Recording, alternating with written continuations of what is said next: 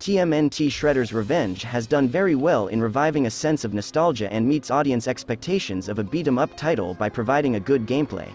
Before we start the video, make sure you subscribe the channel and please like the video to support me.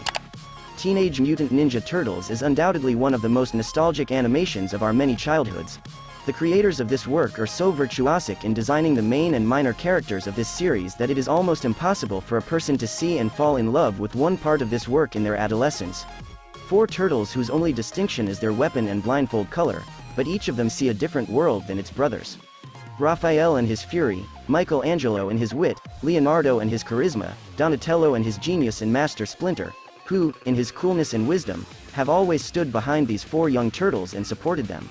Unfortunately, the number of games that have come to market with the name TMNT to date is not very high, and some of these games have not had much quality. Personally, I've always thought that this series, because of its action nature and digestible story, can shine in the world of video games, and only people who are interested in creative are needed to make good use of the potential of the series.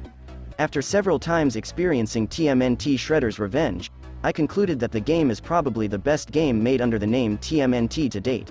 Shredder's Revenge, although it has few shortcomings in some ways, is on the whole a fantastic game in the beat-em-up style that, like Machine Time, takes you to the peak days of this genre.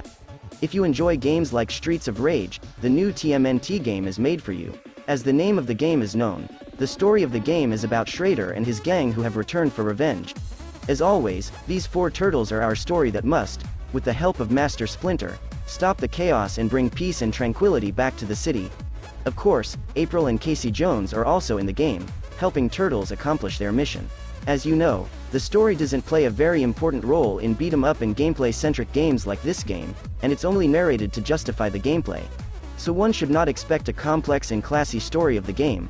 But the same simple story can also create a sense of nostalgia and remind you of your childhood and adolescence.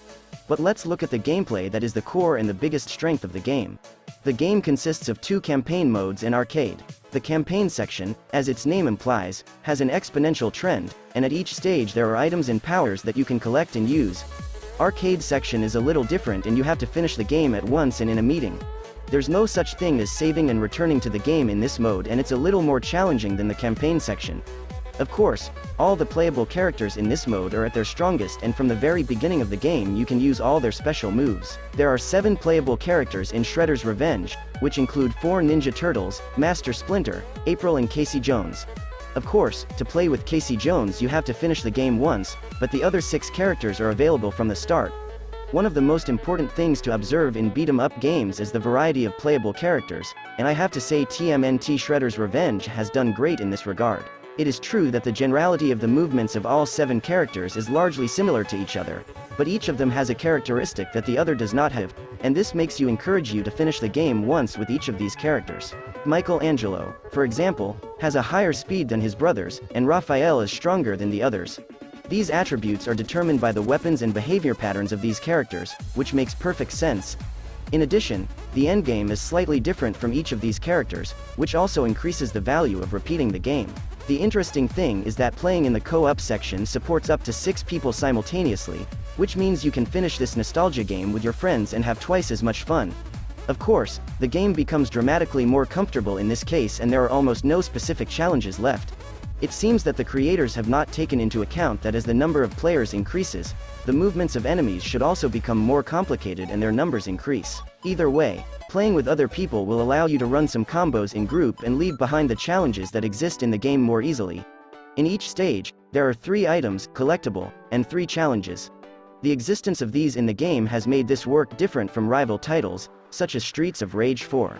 Here you're dealing with an easy game that, to make it 100%, you have to spend a little time in the game environment and take away the various challenges ahead, whereas in Streets of Rage, you had to repeat some steps over and over again so you could get through it. In fact, the main challenge in that game was to finish all the stages with rank S, and here, find 3 items and go through the 3 mentioned challenges. TMNT Shredder's Revenge has 16 steps that you have to fight the boss of that stage at the end of each step. Unfortunately, enemies and boss, despite their very good design, do not put enough challenges at the feet of the gamer.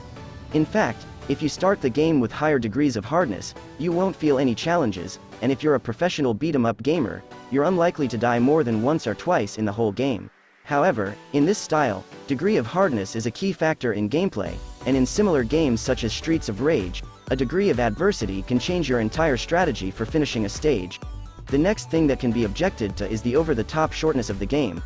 Beat-em-up games aren't that long, but $25 for 2.5 hours of content is a bit much.